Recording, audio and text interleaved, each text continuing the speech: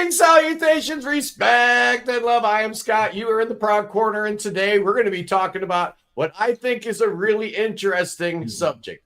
The subject of what would you recommend to a newbie, somebody new to the genre? What records would you suggest to him? And I tasked you all to come up with 5, and better late than never. Pontus. Pontus. It's been forever. Can you see and hear me?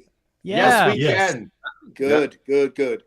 Now, to his credit, Pontus has been trying to get on this stream for a while, so he hasn't been tardy. You know, I appreciate you, Pontus, but I need to recognize and acknowledge somebody, their inaugural stream on the Prog Corner. It's none other than Ian. How do you pronounce your last name, Ian? Be about.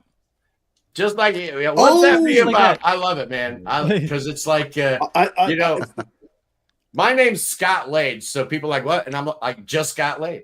Oh, I get it now. Ian, what'd that be about? Ian, your channel's awesome. I've been watching it for a while now. So I had to reach out and say, bro, you need to be on the channel. Thank you showing up on such short notice. But let me go around, introduce everybody to the worldwide audience that is the Prog Corner Sunday live stream every Sunday, 11 a.m. Eastern, boys and girls. I've got with me Kevin from Prog Radio. Kevin, thank you. Kevin. Great to be here. Excited. Always, great topic. Always a pleasure. I really appreciate all that you do, Kevin. Sitting next to you in the order I'm looking at anyway, it's Pat from Close to the Edge. Pat, you're taking the internet by storm. Congratulations and welcome to the show. Thanks very much, Scott. Great to be back. Great to be back. Oh, and as per usual, a nice quiet Ireland. We needed an Irish voice, Pat, because clearly Cody doesn't care enough to. Cody didn't even wake up his better half today. He's kind of. He's half Irish now. He's getting all the slang words and everything. He has all the slang words. He's learning it, right? Cody, how you doing, man? I can do a full-on Irish accent, but I would have to say words that I can't say on air. Yeah, this is a family show, Cody. I appreciate it. I really do. That's why you're always welcome on the show. Unlike Wayne, who, you know, he's an inconsistent member. You don't know if you can count on him or not. He used to be my go-to. I used to refer to him as my co-host. Remember those days? You can count on him, no problem. Cody, it's all right, Wayne. We love you, even though I am kind of dissing you on the crawl that I put on screen here. Don't read that. We love you. Subscribe to Wayne's channel. Wayne, the #1 YouTuber in Alberta. How you doing today? Oh, not too bad. Not too bad. Nice, Welcome bright, early 9 a.m. here. So beautiful as ever. Canadian time. Shake the cobwebs out, man. We're talking about prog rock. And we got time to talk prog rock. I didn't need to set an alarm clock for you, though, did I, Wayne? Nope. I know I didn't need an alarm clock for Kefir, man. He's already outside doing yard work. He's probably mowed the lawn, right? Probably sprayed Raid on a couple wasp nests that he found out there underneath some eaves and whatnot. What are you doing out in the great outdoors, Kefir? Why aren't you inside like a normal person? I thought I would get better reception out here because I've had that in the past and not working. It's working fine. You look great. You sound great. Trying to look at everybody's T-shirt since you're all so little on the phone. That's okay. Shameless self-promotion with mine. And there you go. Well, boys and girls, I've got an exciting episode. I really do. But before I get going, before we start going, I want everyone's list of 5 records that they would suggest to a newbie. Just a little bit of housekeeping. I'm going to put up on the live chat right now a link to, there it goes. There it is. There's the link. What we're doing is pretty amazing. I'm clicking up with George from DSK Pluscarel PQR. We're doing a giveaway. 4 prizes, 4 winners. And we're doing it live Saturday at 1 p.m. We're giving away 3 albums and a CD. What are they? We're giving away Boo Boo Annabellis on CD. We're giving away Lift, Caverns of Your Brain on LP. We're giving away ID, Where Are We Going on LP, and a Sky Whales album on LP. So we're going to spin a wheel. So that link right there in the live chat will take you to like an entry form. And then Sunday, Saturday at 1, I'm going to take all those names. I'm going to spin the wheel. We're going to have 4 big winners. So that's going to be really, really exciting. And last week, I should have said something about this, but I had a subscriber send me this. It's the Ramones box set, all their 80s Sire records. So this has got Pleasant Dreams, Subterranean Jungle, Too Tough to Die, Animal Boy, Halfway to Sanity, Brain Drain, and the rarities and B-sides kind of thing. How cool is that? I have the absolute best subscribers in the world. So thank you, Carl. That was amazing. I really, really appreciate it. We're going to be talking more about the giveaway, the We Spin, You Win prize giveaway. I'll be doing another episode about that probably Monday or Tuesday. I'm going to dedicate my whole week to this thing because I want to give you boys and girls prizes. And you're eligible to win anywhere in the world, anywhere. We were going to do it just in the U.S., but I'm like, let's not be stingy. Let's open this up to the entire world. Free stuff from Deucekiss, PQR. Thank you, George. This is going to be a lot of fun. Yeah, Kefir, no chance of you going first today, but I am going to absolutely have a brand new guest to this show. I'm so excited to have Ian on the show that it would just be wrong to have anyone go before him. Ian, the floor is yours. What are the 5 records you'd take with you to somebody's crib that's like, dude, what's this prog rock? Bring some records to my house. Well, I just preface this by saying that I created 2 lists. I'm only going to share one. But the first list I came up with, I thought, well, darn, that is so basic. Like that could be AI generated. So I thought about it a little bit further. And I thought, okay, I'm going to put the 5 albums that introduced me to prog. So some of these may be kind of loosely defined as prog.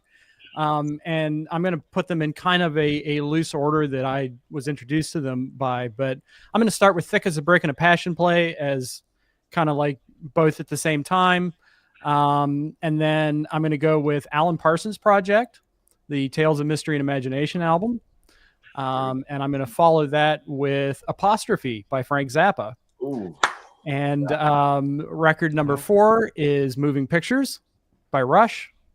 And finally, I'm going to end my list with In the Court of the Crimson King by King Crimson. I thought we were going chronological there for a second, and then you threw me back. Those were chronological in terms of my own discovery and my own musical journey. But yeah. Alan Parsons is an inspired choice, I think.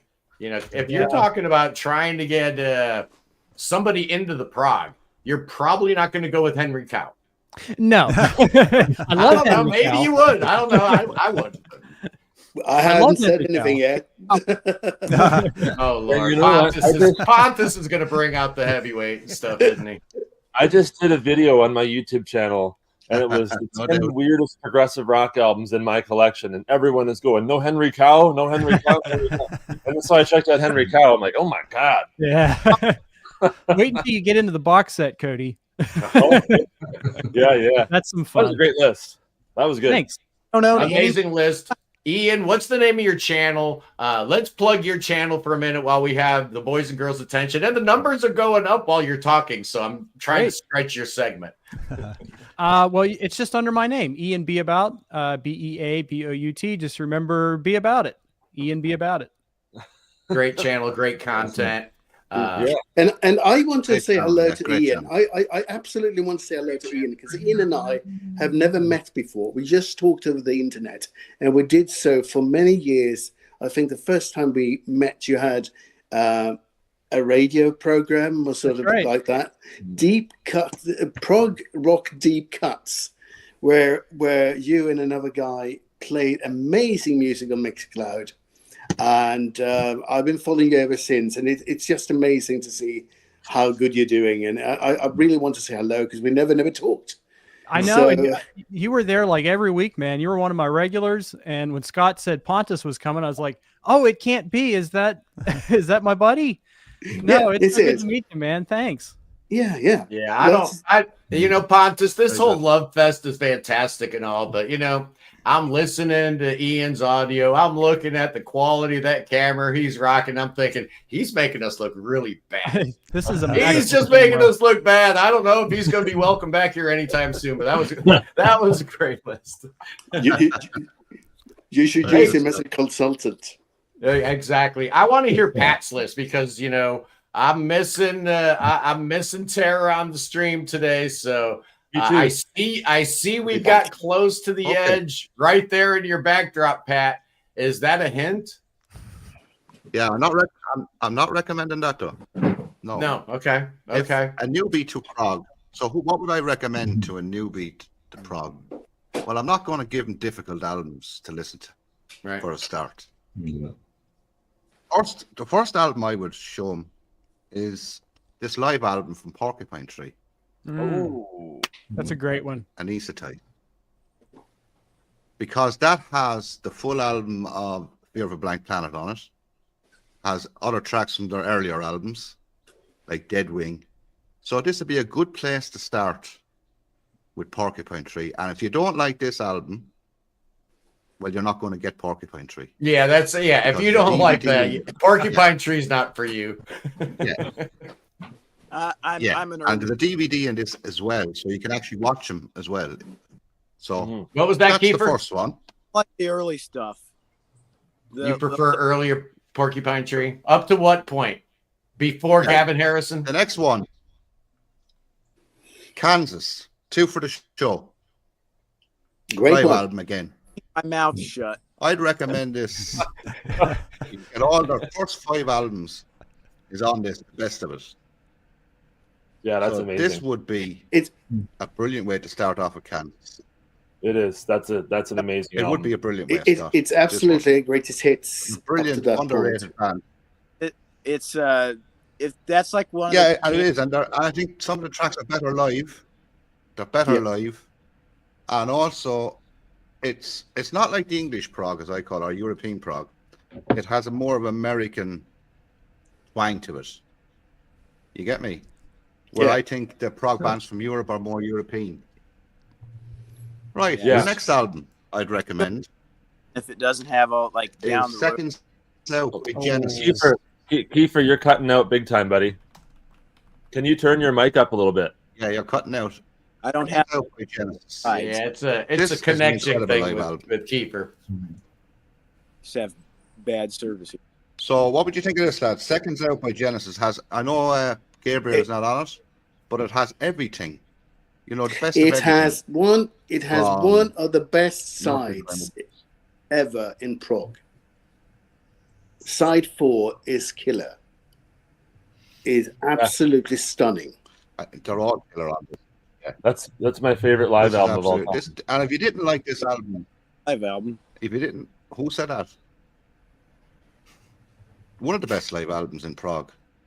They're best. I wouldn't agree with it would be the best. I think my next one would be the best. And the next one, to me, is the best live album in prog music, without a shadow of a doubt. Emerson, Lake and Palmer. Welcome back, my friends. Triple live album. All the best tracks from their first 4 studio albums are on this, Scott. And you know this album well, Scott. This is just incredible. And if you get this album, if you like the only problem with that is that for a newbie into prog, well, then I think they can go further with Emerson, Lake and Palmer. Go out and get their studio albums, get the rest of the tracks. So that's that one. And my last one, Scott, last but not least, is this Beauty by Yes. Oh, is that a Japanese edition? That's nice. Beautiful. Japanese edition, yeah. And has lyric sheets with it as well. All Japanese pressings come with lyric sheets, even if they didn't originally bring them out with lyric sheets. Really? And Nice. this has Close to the Edge on it. You know what I mean? It's Heart of the Sunrise on it. It has everything on it. And if you get this album, then you can go back and discover the tracks. Yes, that has Cody. the full album of Close to the Edge on it, which is pretty cool. Yeah, it has it. Like, so really, I always feel live albums are a way to go to get people into a band. Because if they don't get the live album, they ain't going to get the studio ones. You know, if they like this. So that's it. That's my interesting take. We've had two lists and two totally different takes. I liked how Ian went with like a personal way to go, and Pat clearly had an idea with the live album thing. Kefir, what do you got going on? How good does that pressing a Yes song sound? Because everyone I've ever heard of Yes this one is horrendous. That pressing, lads, is the best sounding one I've ever heard. The Japanese press their records better than anywhere else in the world, really. Well, there's 3 countries that press their record brilliantly: Japan, Germany, and America. And in the good pressing sites, but I think overall the Japanese are the best. There you go. Well, Jeff Shilka disagrees with you, Pat. Jeff Shilka says you should do studio albums instead of live albums if you're trying to get somebody into Prague. It's his picks. I wouldn't do studio albums. Interesting. Notorious bad recordings ever. It sounds horrible. Which one? Yes, songs. So I've always been on the lookout for a good pressing. Yeah, I don't think it's a pressing issue. Honestly, I think the issues of Yes songs go way past that. But what says if you heard this, different story. I want to hear that, man, because the no one has ever said that the performances on Yes songs weren't top notch. Because I mean, the guys were on fire. I mean, they sounded like the most dangerous band in the world. You compare like Yes live in 1973 to how they sound now, So Safe and Saccharine, and they sounded dangerous, man. They sounded like a band on like literally like they were on fire. Like Wakeman and Squire's capes were on fire when they were playing. Just absolutely amazing. Yeah, the sound quality absolutely piss poor on most pressings I've heard. So, but you know that's all right. I like punk rock. I like lo-fi. Not this one. Yeah, I want to hear that. You know what the thing about Live Yes is? They put out this Progeny series of albums. Yeah, I was going to mention that same tour, and they sound amazing. Yeah, I got that. So it's like if this could sound amazing 50 years later, why couldn't it sound amazing in 1973? But I guess that's technology, right? That's right. Yeah, I think those Progeny sets, I think that was remixed from the multi-tracks. And weren't some of those shows on Yes shows? I mean, I'm not an expert on that album, but I think some of that was on there. And then there's also the Rainbow Theater show, which was the Yes Songs movie.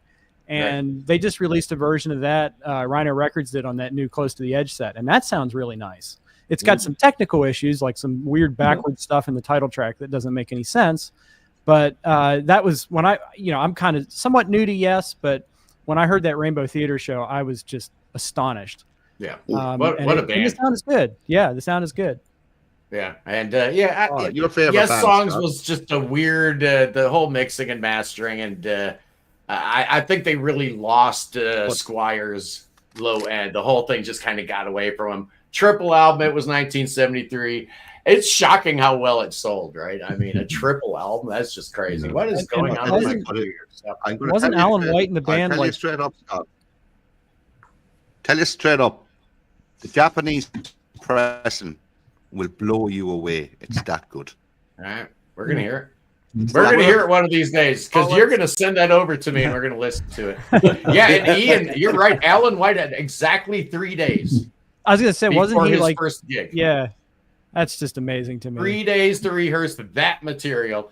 Yeah, and the ethos was such that it wasn't really that big a deal, right? It's just rock and roll, right? What are you kidding me? This ain't Johnny Be Good. These are like epic songs, and I know Alan White lived with Eddie Offord, was present during the mix down and some of the recording of Close to the Edge. So there's pictures of them like all their hands on the faders during Close to the Edge. I'm like, why is Alan there? Because Alan was hanging out. He lived on Eddie Offord's couch at the time. So he was pretty familiar with the music. So he only had 3 days, but he knew those songs a little bit better than You know, it's a great story. I think the legend so of Alan underrated. White, R.I.P., one of the greatest drummers ever. Oh, But Ian LaBelle mentioned 10cc. I love 10cc.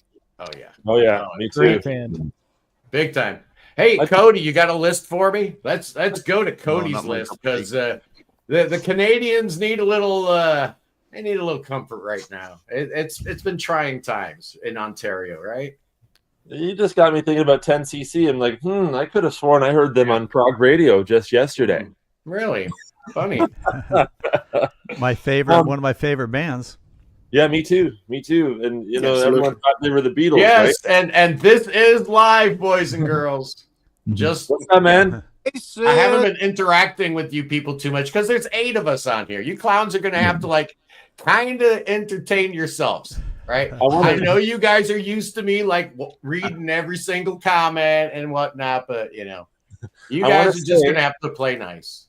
Slogans Rock and Metal Extravaganza. He is from Guelph, Ontario, which is about 45 minutes from here, and we are going to be probably doing some sort of collaboration together. I just don't know what yet, but he the word is out now, man. Let's get to my list. Let's go. So I'm gonna start off with one of the earliest albums that I would have heard in my list, and that is, of course, Supertramp, Pride of the Century. I see everyone's mentioning Supertramp in the comments here. That's a great album. It is a great album, and it's a 5.1 mix. Yeah, nice. I got to get that. I like that. Yeah, it's very cool, and but no, it's a great album. Just the way the songs sort of work together as sort of this grandiose sort of concept, but it's not prog with a capital P. It just works, and that the songs are structured in such an intelligent way, so it's like really accessible but intelligent pop music. And I would have grown up on this. I mean, you know, we had the Supertramp's greatest hits in this album, and my mom played this all the time. So this, I didn't even know what prog was. Cody. What's up, Pat? Oh, Cody, would you recommend that album to someone who's never heard prog before? Say, if you have no idea whatsoever what prog is, would you recommend that album to them? Yeah, that would be one of them. That would be one. I mean, I know it's not full-on prog like the way something like Genesis or Gentle Giant or one of those things is, but I think if someone's not really used to sort of the more intelligent side of music writing, and you know, this album has it. I mean, with things like, you know, you get School, and you get the longer tracks like Rudy, even though that's 7.5 minutes. That's short for us prog fans, right? But if you've never listened to prog before, and you start listening to some of these longer pieces like that, or even the title track, I think that it could be a good way to... Yeah. And hey, Cody, Kyle makes a really good point in the chat. It's a great gateway record if you already like classic rock. So knowing where somebody's at, you know, what kind of music they're already listening to, might inform your decision about which 5 records to suggest to them. So yeah, if they're already listening to that classic rock station, they probably already know a little bit of Supertramp anyway. So the vocals will be like something that's familiar to them. That's a really good call. Also, Dreamer and Bloody Well Right is constantly played on the radio, classic rock radio. So Yep. And yeah, I went for not even necessarily my favorite albums by these bands. That's not the brief here today, boys and girls. This isn't your 5 favorite records by these bands. I did pick something from my favorite Canadian band, though, and this album actually changed my life. In Canada, you get the first 4 songs from side 1 of this record on the radio every day. But then when you flip it over to side 2, you get these really amazing gems that are just as brilliant as side 1. And of course, like I said before, my favorite Canadian band ever, we got Rush and Moving Pictures. This, when I was, there you go. They make me proud to be from Ontario. And, you know, I'm this album when I was 13, 14, so I sat down aside from the hits and I put this on my turntable, and immediately my mind was just absolutely blown out of this universe. The production is brilliant. The songs are a bit more condensed, so there's not these big sprawling epics, except for the Camera Eye, which is massive. But I hope it's not Hold Your Fire. No. I love Hold Your Fire. I will defend that album. I love Hold Your Fire. I don't like it at all. because I have some thoughts on that album. Hey, I need to get a phone charger, so I'll be back in like a minute. Okay, I'll look for your turn. We will be awaiting his return with bated breath because the stream just ain't the same without Kefir in it. Continue, Cody. The production on this, the songs are, a bit more. This was a new era for them, so they weren't trying to do the 20-minute thing anymore. They were just kind of shortening down the songs, even with the 10-minute epic on here. And I just feel like it's a great gateway to someone who's never heard, maybe only knows a bit of classic rock. Then maybe you might know Kansas' song "Carry On Wayward Son." Then go check out this. You might know Tom Sawyer. Listen to the rest of the album, and it'll have you hungry for more, for sure. Next up, we've got. Oh, okay. Which way do I want to do this? Okay, I'll go with this. Again, this is not prog with a capital P, but it's an album that I always kind of mention in conversations like this because it is so brilliant. And it's just an extremely well done album, and it was meant to be like a circus. It was meant to be like a full-on opera. In fact, listening to it was supposed to make you feel like you just spent a night at the opera. Of course, it's Queen. Of course, it's Queen. Yeah, and some will say Queen's not prog. Hey, that's fine, but you know what? At the end of the day, they're not prog. Prophet's song is definitely not prog. They're not prog. Not prog. No, and actually, to be honest, Cody, the question of whether this album is prog or not is completely not germane to the brief. The brief was 5 albums to get you into prog. And they don't have to be prog albums. It's 5 albums to get a newbie into prog. So yeah, that's a perfect choice. That's why I mentioned this one, because I got 2 that are extremely prog that I'm going to mention at the end here, but. I just felt like I know Queen is not a prog band, but I think with some of the arrangements on some of these songs that they could be inspiring for people who are into maybe more mainstream music to hear this and go, okay, I want to get deeper into appreciating this type of art and that sort of thing. The Prophet song, obviously Bohemian Rhapsody, big hit, everyone knows that. But just the way the songs flow and work together as a whole, it's a grand concept. It's cool.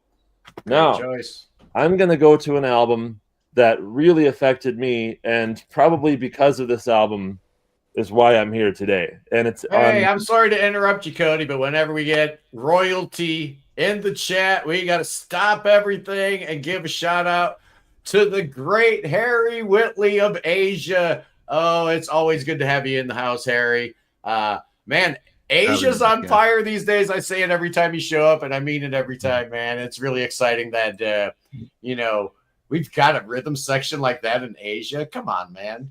Virgil Donati's in Asia. John Mitchell's in Asia. Harry Whitley and Jeff Downs. I'm absolutely thrilled for the future of Asia. So thanks for joining us. Continue, my friend.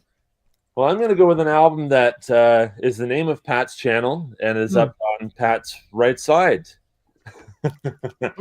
This album, when I was a kid, my dad would play me Yes all the time. Yeah, man. Close to the Edge. This album, without Yes, I don't think I would even be sitting here right now. Just to tell you the truth. My dad used to play this for me all the time. To the point where I was, he'd go off to bed and I'd be 8 years old sitting at his computer memorizing the lyrics to this thing. A seasoned witch could call you from the depths of your disgrace and rearrange your liver to the solid mental grace. I distinctly remember sitting poetry right there. What? That's poetry right there. Yeah. You're right, Pontus. And I just remember being I would listen to this album all the time as a kid. And to me, I didn't even know what progressive rock was. I just thought this was classic rock. I just thought this is what my dad listens to. This is older rock music. This is what classic rock is. And then I would get older and go, no, I would find out that that's a form of rock. Yes, it was a big hit at the time. They would have had a single from this and everything, but it's progressive rock. This is like, okay. So I feel like this could definitely get some people into it. And like Pat said with the live album too, because the live album has all of this on it, all 3 tracks from this. It's really cool. Awesome. And Number one. Finally, you got one more. What could it be? Oh man, I'm excited. What's Cody's number one choice?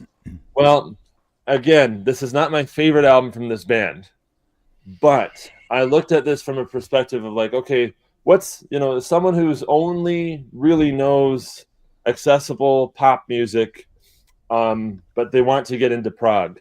I mean, I'm not going to throw Octopus or something at them right off the bat. You know what I mean?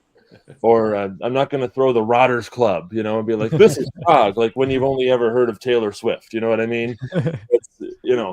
So an album that is one of my favorites, but it's not my favorite by this band. Of course, this band is my favorite band of all time.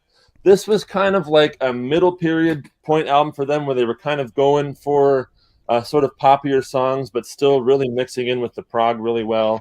It's Duke by Genesis. Oh, I love that one. Yeah, I absolutely adored this album. I said it's not my favorite, but I listen to it all the time because I just can't get tired of it. Yeah.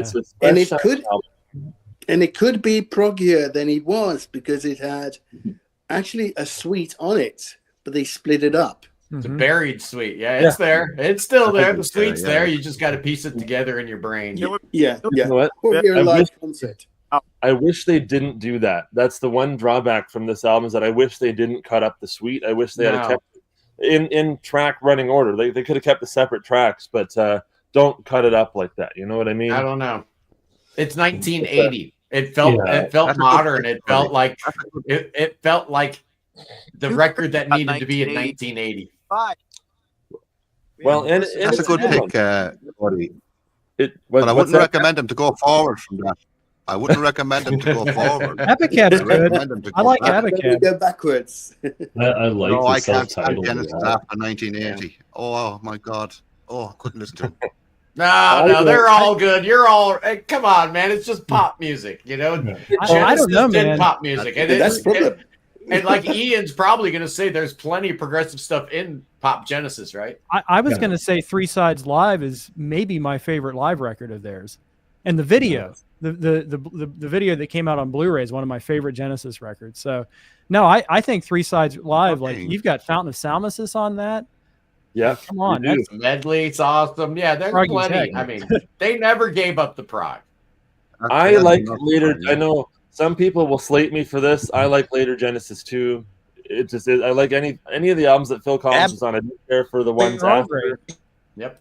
And I'm not a big particular fan of Trespass either. But what? I just say I love the albums that Phil Collins is on, that 71 to 91 period. I don't care for Calling All Stations that much, and I'm not that big a fan of Trespass, unfortunately. But this is a really it has moments, and I like a lot of the songs on it, especially when they'd play The Knife live with Steve Hackett and stuff. Oh yeah. I think I just need to spend more time with Trespass. Yeah, you do. That was my first Genesis album, so I have a soft spot for Trespass. So yeah, go ahead and give it another shot. Like what I like about Trespass though is Peter Gabriel's singing is very different. It's very soulful. Yeah. Which he didn't do as much, at least not until his later solo career. Yeah, and I'm open to it because they are my favorite band. I'm open to revisiting it and trying it again. And you also hear prog in the making. You're actually listening to that music being sort of created from the spots where it's very where prog is in its infancy. Mm-hmm. That is Trespass to me. They haven't figured out really what this is, and that is just what makes it interesting. Yeah. And the people have spoken, Cody. They're in a tizzy. You just picked the hornet's nest about Trespass. Look at all these comments coming in fast and furious that you're dead wrong about. Here, I'll take some of the heat off you, Cody. Also, do this. Go listen to a couple of Ray Wilson's solo albums, and you go, "Wow, this is pretty good." And then listen to Calling All Stations, and just think this is a Ray Wilson album with Tony Banks on it. And you'll go, you know what? It's not a bad Ray Wilson album. But if you think of it as a Genesis album, of course, it's very different. But it's not a bad album if you think of it as a Ray Wilson solo album with Tony Banks on it. Yeah, with that in mind, Genesis never put out a bad album. They really didn't. I'm kind of in the same agreement, because while I said I'm not a big fan of Trespass, people are taking it as I said I hate the album. I never said that. I don't hate anything Genesis ever did. I just have my favorites of the catalog. Right. I got connections, Cody. We can shadow ban your channel, so you better be careful. Be careful with your Trespass hatred. Anyway, that's my last pick. There you go. Awesome. Good picks, Cody. Well done. Thank you. Well done, Cody. That's right. Train kept rolling. Apparently, we're still waiting for Kefir to figure out his internet situation. Golden Peacock's talking about the Grand Illusion. Absolutely. Yeah. Spoiler alert, it was my number 6, so I didn't include it today. But I want to know, Kevin, what do you have in store for us today? Okay, What's so your top 5 there? Here was my criteria, because I'm thinking I'm going to introduce somebody to that. First of all, I wouldn't introduce them to an album. I would introduce them to a playlist. I would create a playlist of songs, because they can digest songs a little bit. And even a band that I really love, I'm going to give you a song. Here. I know, I didn't do that. But had it been the task, I would introduce somebody to songs. But the criteria for me for the albums were, it has to be accessible, like we talked about. You're not going to start them out with Van der Graaf Generator and some of these things. No. It has to be representative, though. It still has to be prog. And then I wanted it to be kind of influential and timeless. So those were my 3 criteria. And the way I broke it down was to kind of do it like you're going to do in school. So I'm going to start them out in elementary school, and I'm going to break them in real gentle, just give them a little whiff of prog with some Alan Parsons with iRobot. That's going to get their taste buds dealing with the fact that what prog is. They're going to be very accessible to it. They're going to have no problem with that. Now they're ready to go to elementary school. I'm ready to introduce them to some classic prog. Yes, Fragile. Yeah. And I'm going with Fragile because there's a couple of songs on there they're already going to be familiar with. And then they're just going to realize, wow, that was just the crappy part of the album. and they're going to move into it that way. Then I'm going to move into what, some people don't call it prog. I certainly call it prog, and that's Pink Floyd, Wish You Were Here. Yeah. Again, they're going to be familiar with some of that, but I'm going to take them down the road a little bit further. Now they're ready for high school. I'm ready to introduce them to the long form and modern prog and the album that got me back into progressive rock, and that's for Transatlantic, The Whirlwind. Such a great album. So much. Again, start them off with the song. Start them off with Rose-Colored Glasses if you want. But that one pulled me right back into prog when I heard this album. Now we're really starting to come into straight up good old classic. They're ready for the Motherlode, and that's Selling England by the Pound. You got to take them there. And I know I was supposed to do 5, but if they decide to get a postgraduate degree, you bust them thick as a brick on them. They're not ready for that until they've at least gone through the rest of that. And then you bring them thick as a brick, and and if they can graduate and they're into thick as a brick, boom, you got yourself a convert forever. Where's Magma fit into that? They're in post graduate degree. That's in a doctorate degree. Yeah, that's in an Uber doctorate degree. But that's how I would introduce somebody. Guess what, Kevin? We don't teach Zool at Prog Corner University. You need to go to a specialty school in France or something to learn about Christian and Stella and all that weird stuff. Magma's we send you over to Ian's place. That I've spent 50 years trying to decode and figure out and actually trick my brain into telling myself, okay, I really do like Zool, but I still really don't. I'm trying. It just ain't happening. Kefir, you're back. You keep coming and going. Are you ready to go? You want to do a list, Kefir? I don't think he can hear you. Yeah, I don't know. Kefir's ready to go. This thing move first, and then he can. His internet is gone. Yeah. We're not hearing you much here. Something's not going on with Kefir. No audio. So we're going to get back to you. In the meantime, let's hear what Pontus has to say. Well, the whole world wants to hear what Pontus has to say. In fact, right. They tuned in to this stream specifically because the word was out that the return of Pontus. The Swedish Prog nightmare. This is interesting thing because we all been here, right? We've been at this gate, sort of. Yeah. I want to get into this. I don't know how to do it. Hey, it sounds like. Sorry to interrupt. It sounds like on my end, like record static. Have I done it on my end? No. Yeah, Sounds you're fine. fine to me. Good to me. Sounds good to me. Yeah, good. Yeah. Okay, good. I continue. Every time all of Kefir's on another planet or something. Keep Yeah, going, okay. Pontus. Okay. He's usual. Because I think people, if you want to introduce them to this, people have to expect the unexpected. This is what this music is about. The thing that you don't know what's going to happen next. You're going to listen to a long piece of music that is going to take you from one way to the other, and you have a journey. You're going to listen to an album like Aqualung, which is a rock and roll album, suddenly a folk album, then you have some flute in it, then you have some choirs in it, and that is, you don't know what's happening next. And once you want to do that, you're going to go there. My journey with this started with the Beatles. I mean, the Beatles for me, Sgt. Pepper and Abbey Road. I heard them when I was 10 in '82, and the long form medley at the end of Abbey Road is just fantastic for me. Then because it takes you from Come Together to this long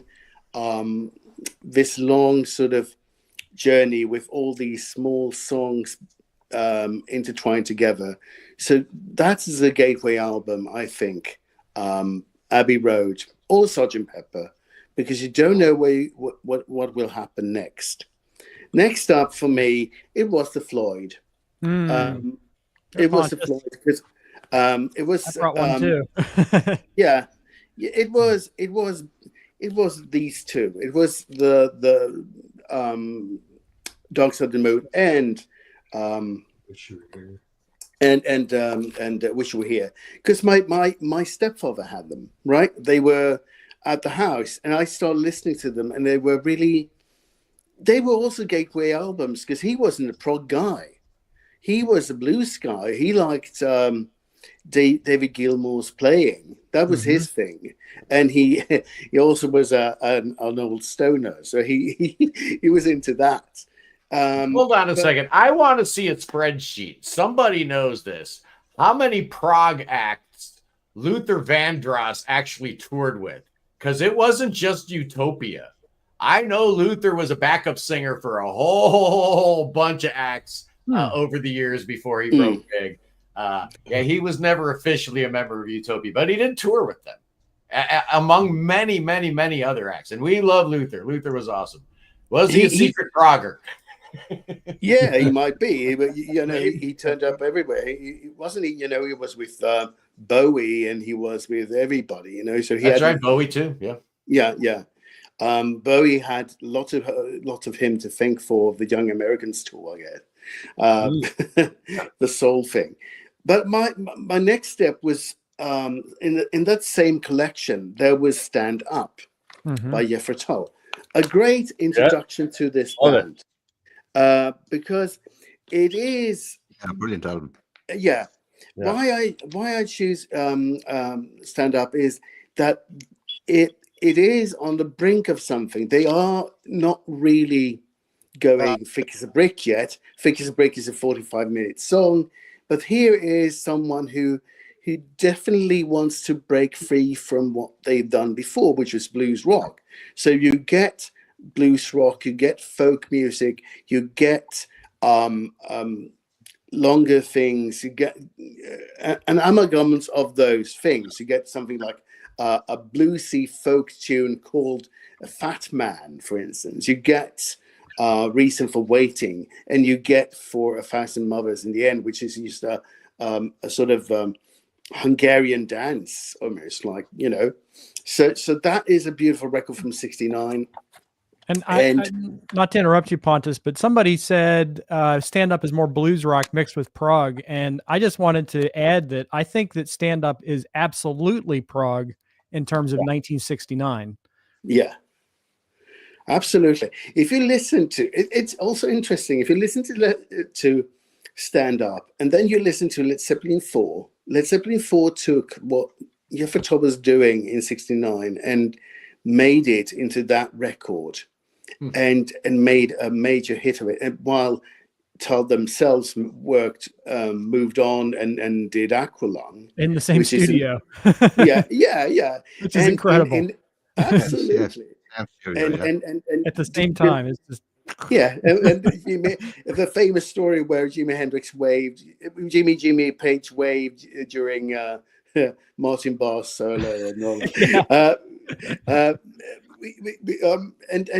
And of course I found Genesis and I found lots of those things. I mean, Selling England by the Pound was a major influence on me.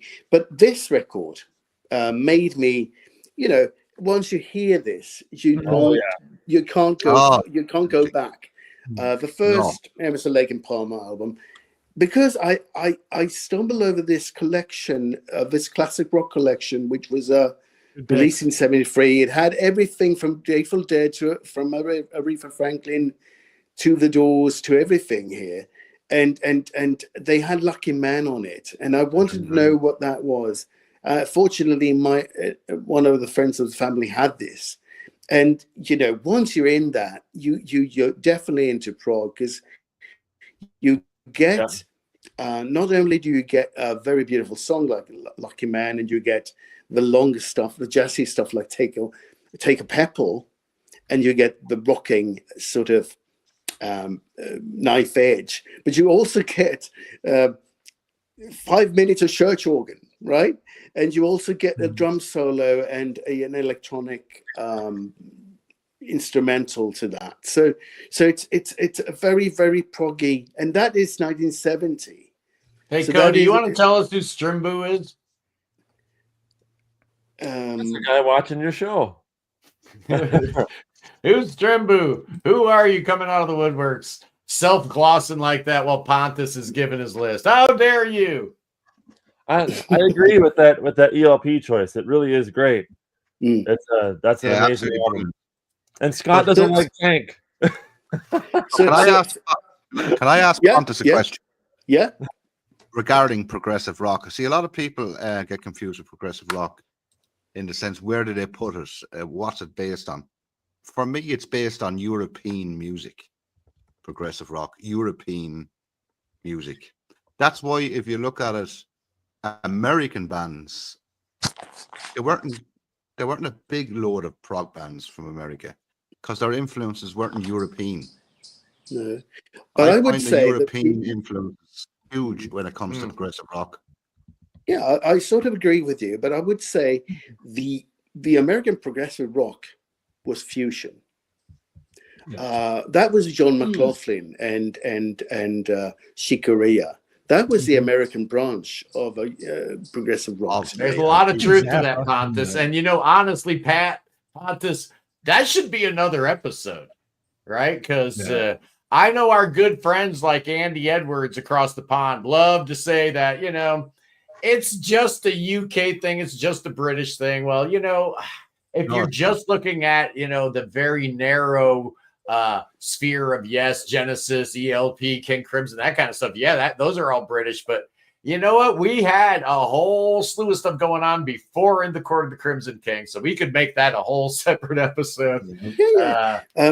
But there's also, I'm going to show another person who definitely is American, who definitely was very early on the whole thing, but also took influences from European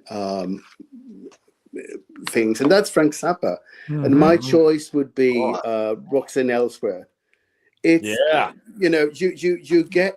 you get rock and roll here, you get the jazz thing, you almost get the side two of this album is a fusion fest of almost a big band playing. It's almost like hearing something modern, like modern version of Duke Ellington. Yeah. Those 3 tracks, Village of the Sun, China's All for You, and Don't You Watch No Thing. And you also get a lot of guitar solos. You also get the fun of Zappa's, you know, and you get the best band he ever had, the best musicians he had. So that's my last is absolutely King Crimson. Nice. Once you go on this route and you go into King Crimson, I listened to King Crimson the first time in '89. I bought a few albums and I fucking hated it. I honestly didn't understand it at all. It took me 6 months to get it. Once I got it, once I got Red and realized it was a blues backwards, it really got me. This is heavy. King Crimson is fun in that way. You can listen to every third album goes into different directions. And so the first album is jazzy. Then you have the heavy period, which this is a kind of creation of. And if you're into hard rock and want to get into prog, you can go here. You can go and listen to Red. You can listen to Starless. You can listen to Fallen Angel. You can listen to the riff of One More Red Nightmare is your killer. And then you get your sort of, tasty with Providence. But as I said, prog rock is of course a rabbit hole, and you better care for yourself or you end up with this. Yeah. Don't do it. Don't do it. And then you realize there's no way back. And that is the Henry Cow box set that we actually talked about. And then you have something. But a bit of an honorable mention, because people, I'm Swedish, so I got a Pontus, I think you're up to like 20 now. Yeah. They're all great. Yes. Samla. This is the pinnacle. If you're into Zappa and you go to Swedish Prog, you go to Samla, Mammas Manna, and Meal Time. That's all I have to say. And awesome, Pontus. Good stuff. Hey, world. Yeah. Is Pat mad? People were saying Pat's angry with us. No. Yeah, we're pushing Pat's buttons today. I just say what Pontus said about Frank Zappa. I think the reason why I didn't put Frank Zappa in today is because to get someone into Zappa on the first go, God, that'd be a hard one, because he's so varied. Where would you start with Frank Zappa, really? I should have elaborated more. Yeah, Ian has an answer to that question, Pat. I should have elaborated more, but I went first and I didn't want to hog. But this was my introduction to Frank Zappa. I was very young. This is apostrophe. And what appealed to me about it wasn't really the sophistication or anything like that. It was the humor. Yeah. And that to me was what made Zappa accessible, is that he was making complex music, but he was making it approachable through his sense of humor. Yeah. I like but that. I do think you have to go through different stages first. You have to go through the Pink Floyd stage to get to the Zappa stage. I think, or else if you find something like Shake Your Booty. If Shake Your Booty is in your home, you've got a great album there to be introduced to his more rocky side. He has his funny side. There's a great compilation album. The name of it is, and I remember it was one of the first I bought. Have I offended someone lately? That's the name of the compilation. Yeah, and that caught my attention. And he did offend people, but that was Frank Zappa. Yeah.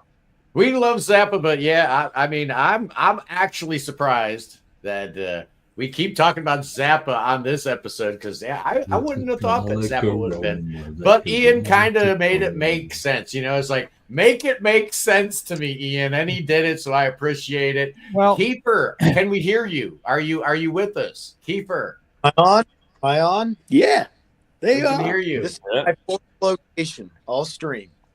This is location. Well, finally, the house decides to work just for today, and it's never. Okay, well, why don't you rattle off your 5 real quick while we still have you, and your Wi-Fi seems to be working. Okay, let's hope cell data holds out.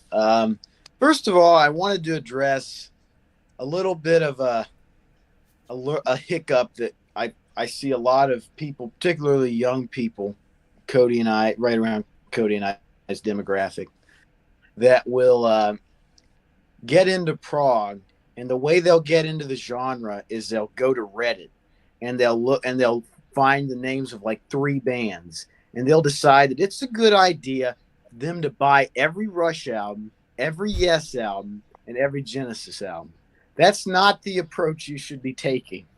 No. To getting into the style. And what's going to happen is you're going to buy every Rush album, and you're going to get to Hold Your Fire. And if you're a normal human being, you're going to say, this sucks. This is horrible. And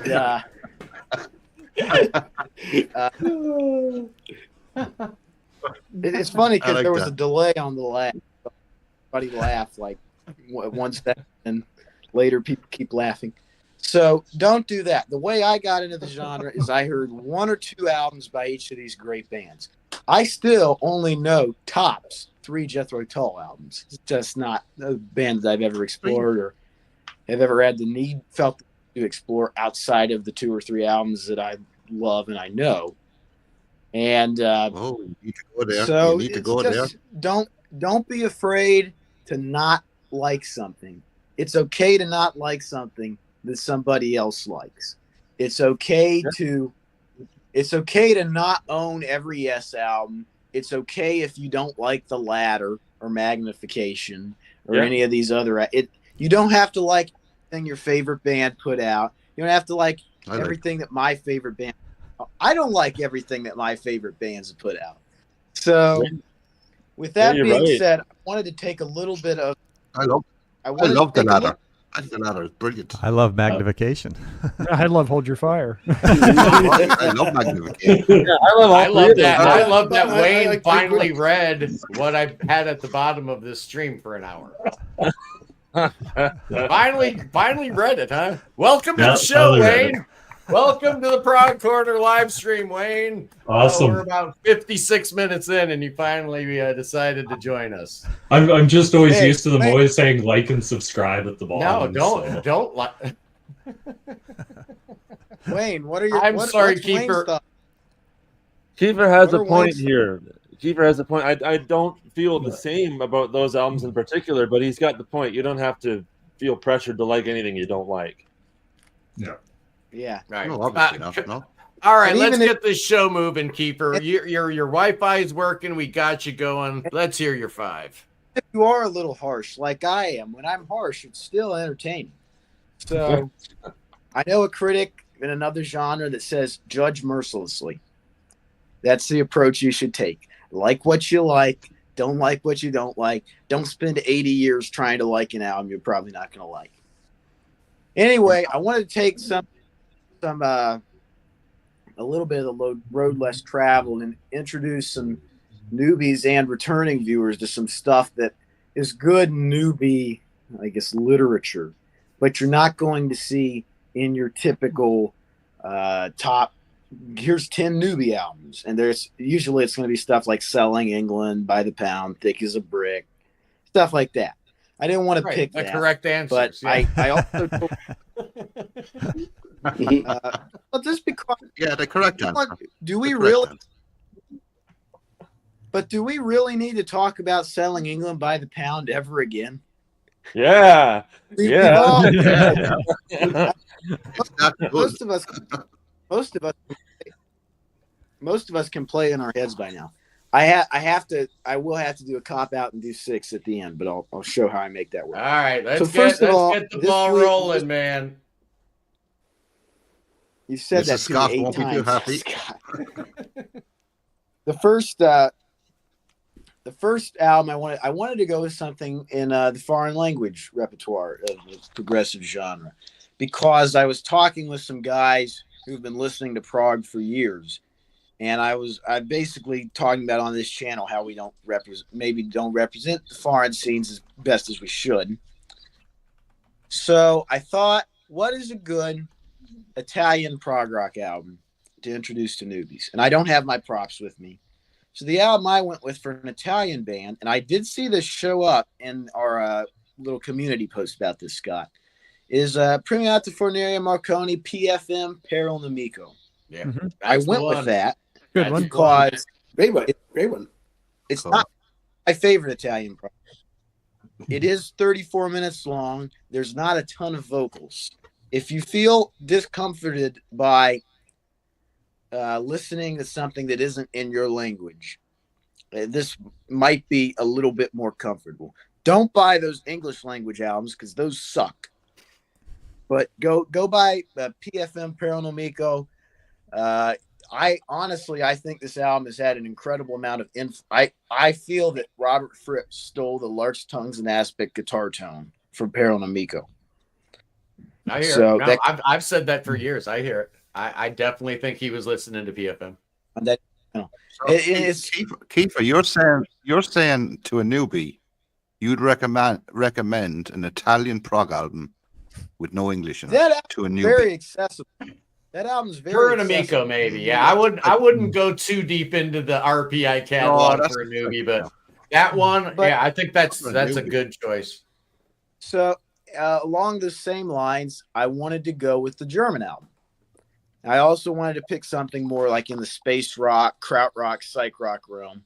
Mm-hmm. I ended up picking an album that doesn't fit either of those three descriptions, but it does come pretty close. And of course, I'm talking about Eloy, Silent Cries and Mighty Echoes, which is that's probably the toughest one to get into of my five.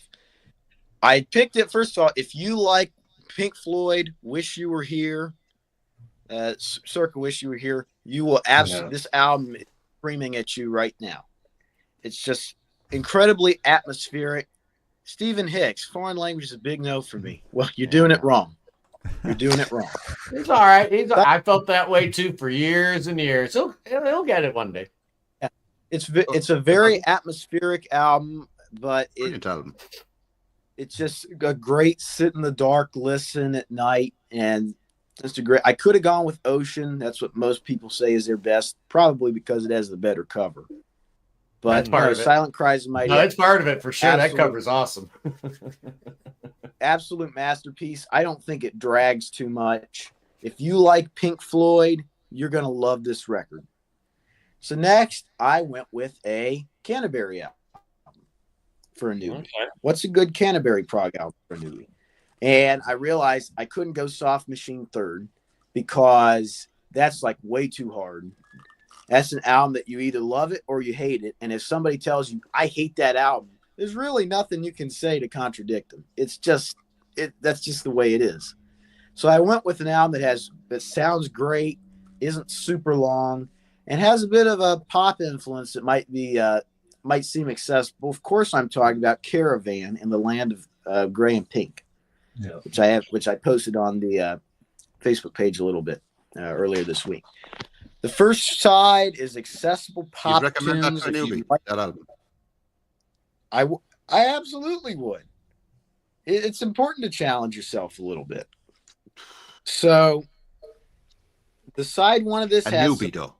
You're going to turn them off. Golf Girl's pretty accessible. Yeah, Caravan is very accessible in a sense. Got a couple of pop tunes on it. Yeah, it's why not? 4 pop tunes. And an incredible. It has, but for a newbie, someone who never heard it. Somebody that's never heard. Well, all in good fun. If you haven't, somebody who's never heard prog before. That's why I had Scott put. I wouldn't introduce anyone to that album. No, I wouldn't. Pat's throwing the heat today. Pat, you're a little grumpy over there, man. One of the first prog albums I ever got into was Girls Who Roll Plump in the Night. You have to be honest, though. You have to be honest. Pat, I have to agree with honest you with you if you're introducing someone who's never heard. Why do you agree with him, Cody? You have to be honest. It's tough. I have to agree with Pat because I once tried to show someone who's not into prog Caravan, and I put on "Love to Love You" and "Tonight Pigs Will Fly," and I put that on because I'm like, I thought this could be a single in my warped head, right? Because that just sounds normal to me. And she was like, I don't like this at all. Interesting. But that's just her, so I don't know. I'm gonna prop. Keep talking. I'm gonna go fetch a quick little. Who's running this show here? Who's But I agree. I agree with Caravan as the best Canterbury introduction. Yeah. Maybe not that album. My introduction to Caravan was a compilation called the Canterbury Tales. Yeah, I remember that one. But that is quite late in my sort of prog-ish journey. But I think something like for Girls Who Grow Plump in the Night, I think that is a great pop album. I think in the Land of Grey and Pink, it's a great accessible album. I've turned a lot of people onto prog by playing The Dog, He's At It Again. Because it blows their mind, the harmonies in that, and the rounds in that, and then all the instrumental stuff of prog he sneaks in there on them. Yeah. These are not the first 5 prog albums you should hear. These are just 5 that will take you into make you a little bit bigger of a prog head. Hey, I love it, man. You got us talking. Your list is getting us fired up. So what else you got? My number 4, I wanted to talk about the sister genre of progressive music, fusion, jazz rock. And I went with an album that I feel has that little bit of prog in it.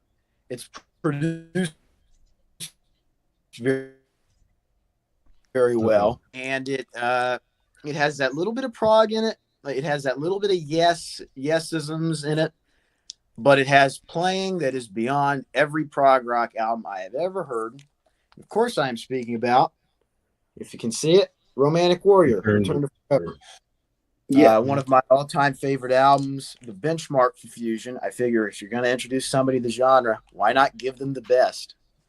Yeah. But it has fairly clean not fairly, it has amazing clean production.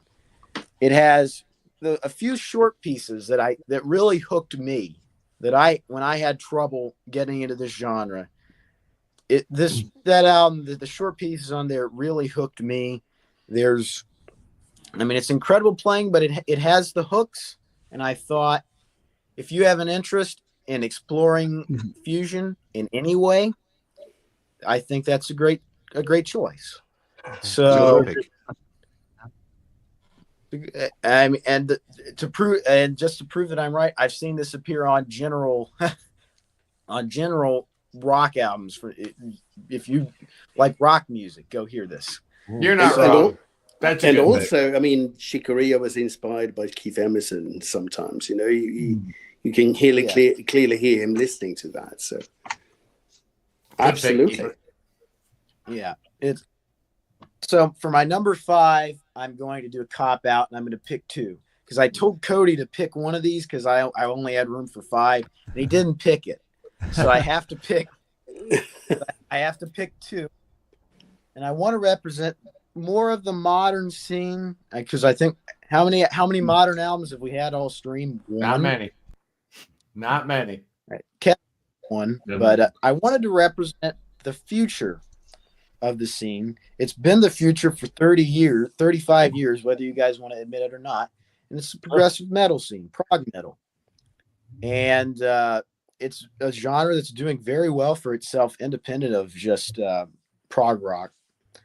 It's been around about 35-ish years, and I think it's important for people to keep up with the modern scene.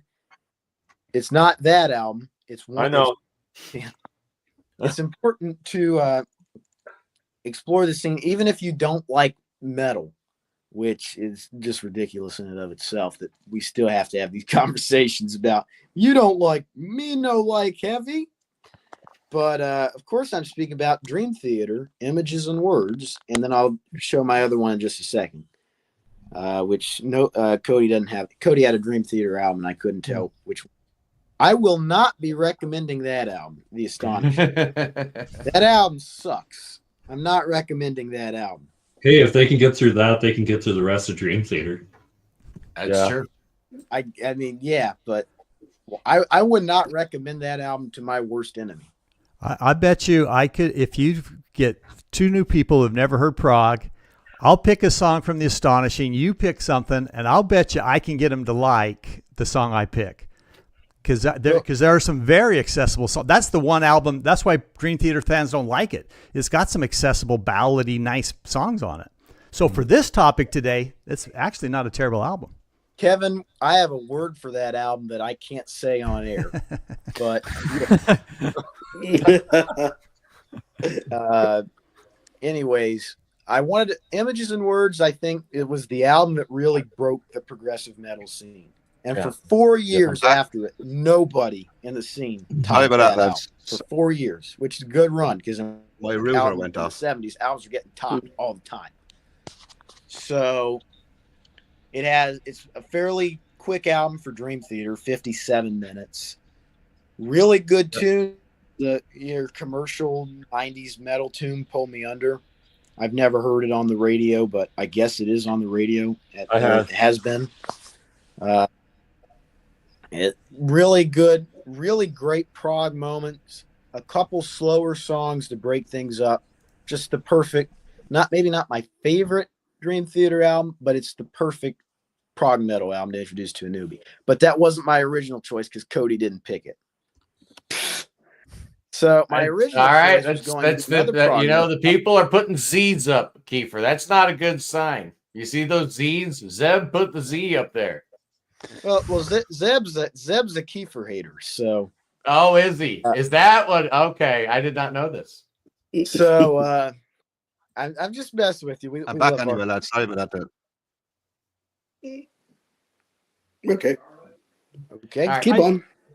Keep on. I was going to go. If Cody went with Images and Words, I was going to go with Symphony X, The Divine Wings of Tragedy. That's a good one. Another great prog metal album. Cody was playing that on a show the other day, and I was messaging him. I think, depending on the day, certainly for heavy music, that might be my favorite record ever. I mean, Evan knows I like that one.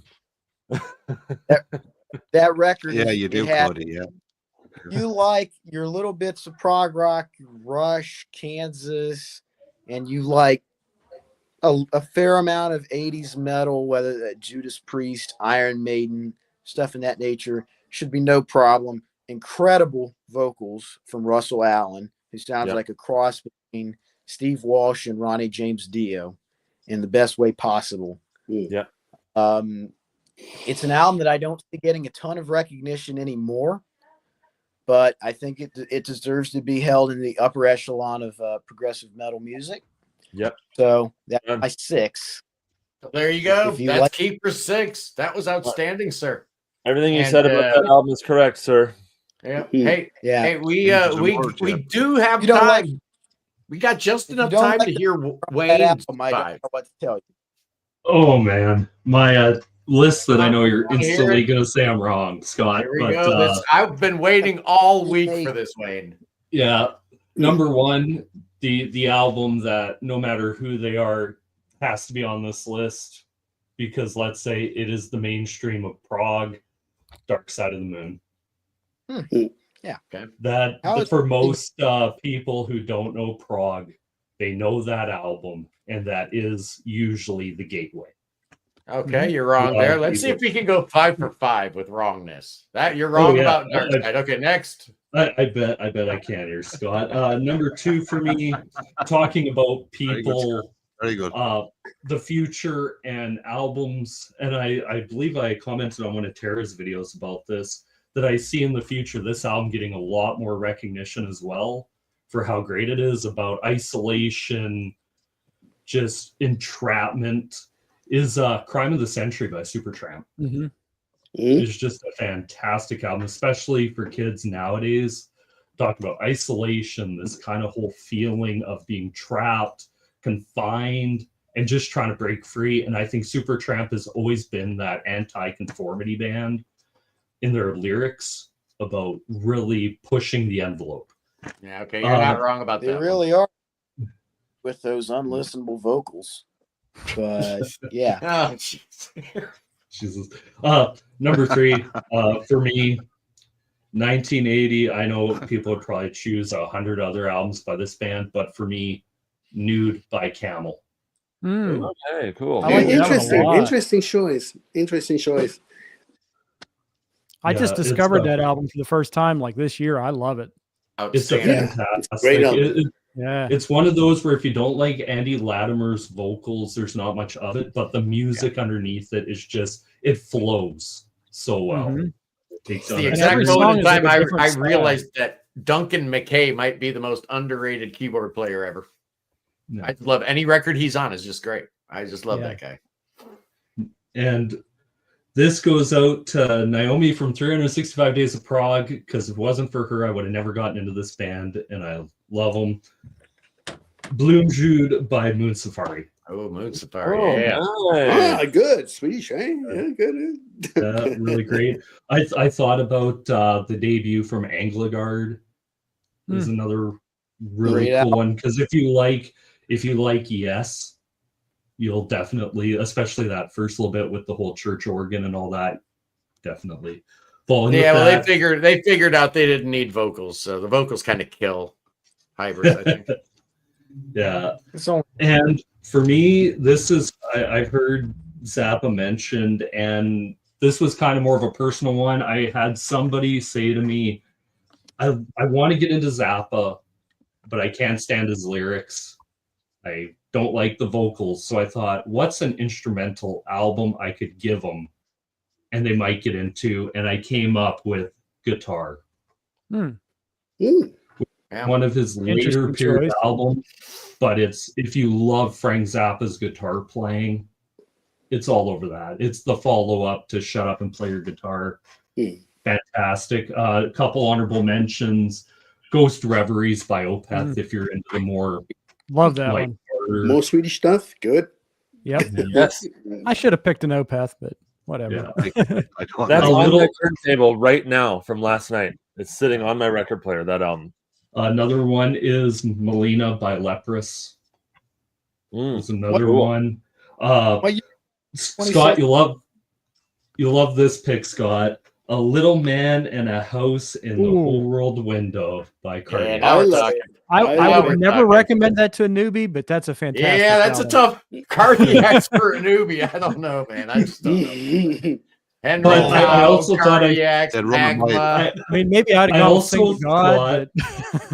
I also thought for this, I could have went the way of giving them Love Beach, Under Wraps. If they can handle every band's what's quote unquote worst album, then they should have no problem. Love Beach and Under Wraps and In the Hot Seat as well. You might give them that as well. Oh, yeah.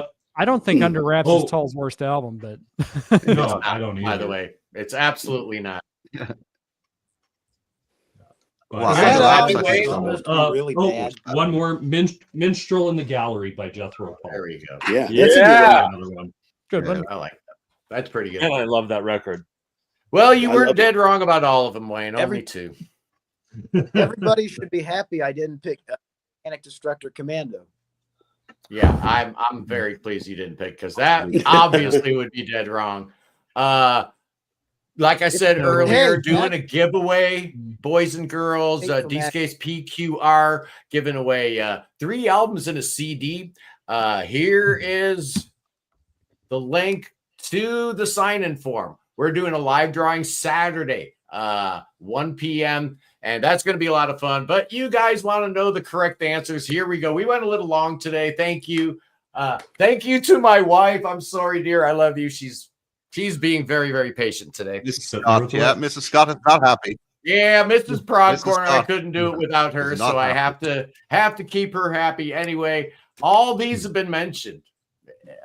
So I probably don't even need to do it. This is how good my panel is today. You guys don't need me. Cody mentioned Duke for all the right reasons. Absolutely. You don't want to start with like The Lamb or Selling England. I'm sorry. You want to start with Phil. People know that voice, right? I saw Tarzan. I know who Phil Collins is. So you start with Duke, you work backwards. That's absolutely the correct answer. Everybody that's had Dark Side, you were as long as you don't work. Dark Side is Pink Floyd is correct, but it's the wrong album, guys. It's the wrong album. Dark Side of the Moon does not necessarily take you into the prog. It could take you a lot of places. Wish You Were Here is going to take you into the prog. Absolutely a better Good choice for a newbie if you're trying to introduce them to You like prog. that? Go here, Eloy. Kind of ditto with the crime of the century. You know, you want to hit them where they are. They probably have heard some Supertramp already. Let them hear the whole album. Thick as a brick. Come on, you got to give them some kind of pure prog. You know, you got to give them that immersive, long form song structure. But close to the edge is probably a little bit too much. Right, you want to give them something a little easier to gnaw on, you know, right? I'm not sure I would recommend Yes's, like for like a Yes fan, somebody getting into Yes. I think I would recommend their Yes album before I would recommend. And my final choice, Ian. Absolutely, you don't start them with Tails or Relayer. Good one. No. You know, with something that's a little bit easier for them to, relate to, get into, and where you're at matters. You know, I think that was a common reframe is if somebody's really into heavy metal, you know, I probably wouldn't pick those 5 for that person, right? I'd probably go more rock metal. So, you know, obviously we all kind of took different tacks, but what a great show today, man. Outstanding. I'm surprised you didn't Left Overture on your list. Left Overture and the Grand Illusion were like the last 2 I left off. But we only could do 5. We have a lot of records to go through. And honorable mentions, you know, that's cheating. We shouldn't allow honorable mentions at all here. But anyway, guys, we went a little bit long and the numbers stayed strong.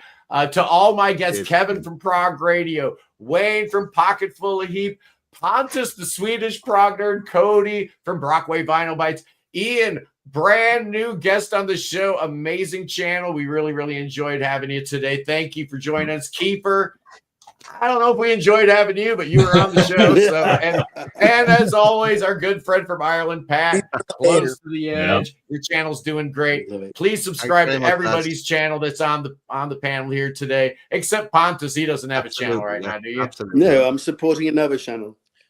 Yeah, I just noticed you got the Phil Spanning magazine. Yeah, he's great. Phil Aston, great, fantastic. Anyway, guys, thank you for joining us. Good show today. And just remember, I love you. Peace of the Middle East, free Tibet, free Ukraine, free your mind, free beer, free Willie. Do all that, and you know what we're going to do next. You know what's happening, Kevin. We're going to save the king. Oh, we're saving that cotton picking king. Oh, that cotton picker needs to come to America. Oh, yeah, bring that boy to America where we got spells and incantations. We got thoughts and we got prayers. We're going to drink poison and we're going to dance with rattlesnakes. Oh, look out, boys. We're dancing with the rattlesnakes. I'll see you. Peace. Thanks, guys. It was fun. Bye-bye.